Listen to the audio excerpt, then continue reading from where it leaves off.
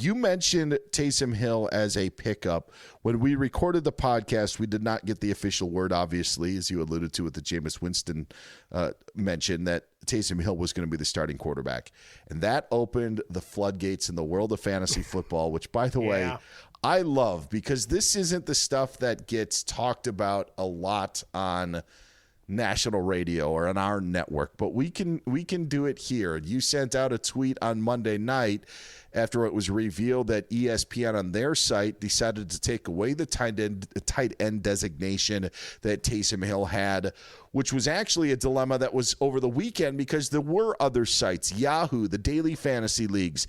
They did not have Taysom Hill with a tight end designation. They only had him at quarterback. So it was ESPN was one of those one-offs that did, but it sent a lot of shockwaves through fantasy leagues and how this was being dealt with. You and I are on the opposite ends of things. I don't want to speak for you, but I will just say my piece and let you go. But I just didn't think it was fair for a variety of reasons that Taysom Hill should be played as a tight end in Week 11, and I thought it was an extreme unfair advantage for fantasy lineups that were allowed to do so. You have the floor, Mike Harmon. Yeah, I think it just comes down to, obviously perhaps unintended, but a giant, wormhole, loophole, whatever you want to walk through. And would have had the tight end designation already, right? Mm-hmm.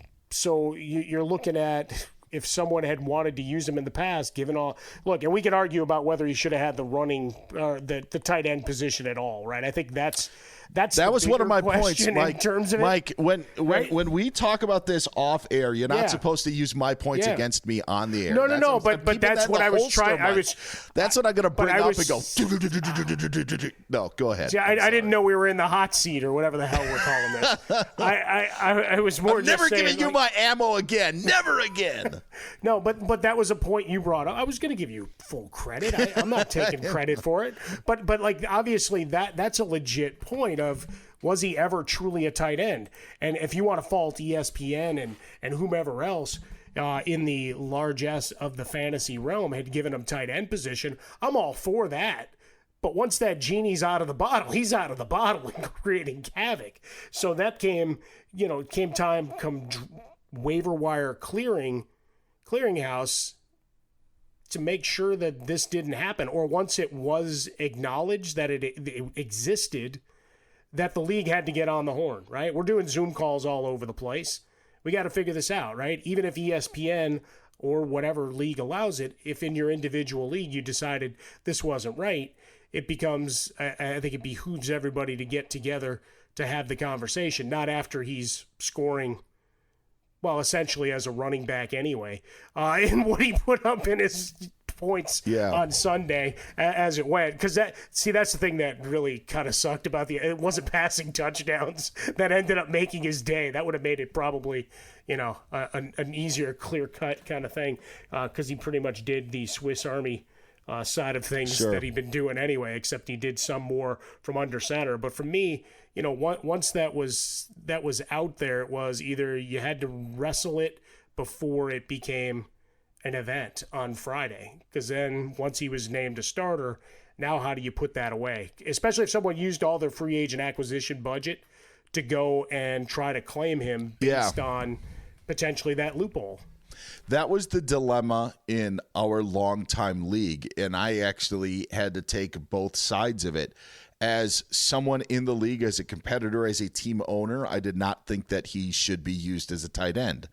As a commissioner of how things were being run, I didn't think that it should be changed because of what you just said.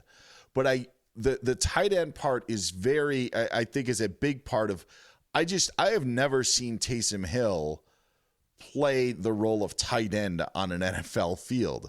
I would never even have considered him running back, wide receiver, fine. He's been in those spots before, but never a tight end. So to have that was completely off. Also, in the same breath as that, is the points that you're getting from a running back and a wide receiver maybe a little bit more comparable to the quarterback position. The tight end is the different story. And when you try to compare it to other leagues, meaning other sports, there's nothing really in basketball that compares, but there are some tie-ins with baseball with dual eligibility of I would say of somebody starting pitcher, relief pitcher. You could put them in a couple of different spots. You could put guys playing second base, guys playing outfield, move them around. But I would also argue on the baseball portion of it, fantasy baseball's a much longer game. There's 162 games out of the season. In an NFL season, it's short. I think NFL rosters are smaller than you would have in baseball. So there's at least an opportunity to make up sort of things. And just the gap of what you would get from a normal tight end to what he was going to score, just to me was just threw it so out of whack is what I had an issue with. So that was me personally as an owner. I just thought it was just so way out of left field that it shouldn't be allowed. Yeah, I would say that I agree with the analysis of where he's lined up. I guess maybe you call him an H-back in some of those, which means you're kind of hybrid running back, tight end, and then you flip a coin as to decide where you're at. I don't know. Sure, yeah. Especially since he's running pass routes and whatever with some frequency. But for the other sports, it's kind of like if a guy has a catcher eligibility and then never catches another inning. Catcher position for fantasy baseball is usually a dearth of talent, right? Where you have a couple of top-heavy guys, and then you're scrounging. Likewise, a center in fantasy basketball or a center in fantasy hockey. Those are rare. So if you have that eligibility from a guy that really doesn't play that position, and I know basketball is now positionless, so it doesn't matter, but say you get the center eligibility, that those advantages can be gained as well. But here it's so decided. You got Travis Kelce is really the only guy on a weekly basis that is the set it and forget it. Almost everybody else you look at going, well, I can argue myself into somebody else pretty easy. Yeah.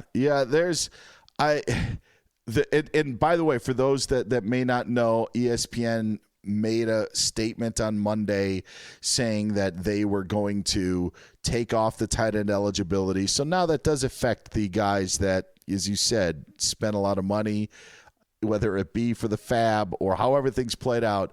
Guys are now affected by that. Hopefully they were able to max out in week 11 and make it somewhat worth it for them, because we are getting towards playoff time. But now everything has changed. It was a great dilemma. I'm actually glad that we actually got to talk about it, because it's a topic that it's one of the few times that there are issues like this within the fantasy world. Now sites are going to try to do this all the time just so we can talk about it and blow it up a little bit more. I always thought that with cards, I thought maybe error cards were purposely put in. So people would be, be thrown in and be like, your Billy Ripken card. Yeah. Well, let's let this slide for a little while. Let's see what people say. But this at least got people talking about fantasy football on a much bigger level.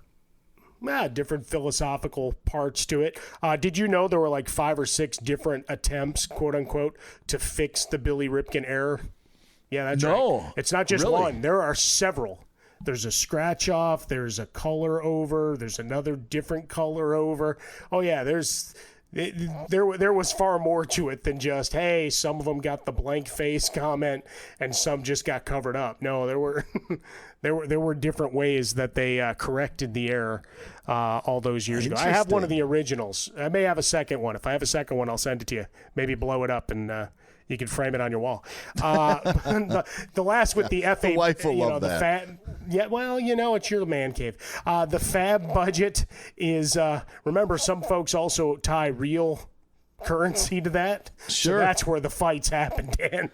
That's where the fights happen. Fictional currency, all right, we'll argue about it, and when we do the draft next year, you'll make sure to add that into your league's constitution about eligibility. But in the interim, someone might have lost themselves a couple of six-packs over that. There's another issue, and I'll just leave it at this. In our league, there are guys who are not as active as other owners. And it just came down to the basic principle of, are you going to penalize the people who are active and taking part and reward those who aren't? Because it's been a problem in our league for a while with certain rules, because you would like rules to be fair to everybody, but sometimes there's unintended consequences and they end up hurting some people when they maybe shouldn't. Yeah, that's life. But that was another situation in our league, like just from the point that we brought up, guys being proactive, guys, doing that sort of thing. And it basically came down to the fact of, all right, are we going to reward the lazy guys and penalize the guys who are active? This is how we're going to do it? And in the end, we did not do it that way. But in week 12, it's not going to matter because the positions are going to be changed anyway. It's like Office Space. They fixed the glitch. Yeah, they did. They did.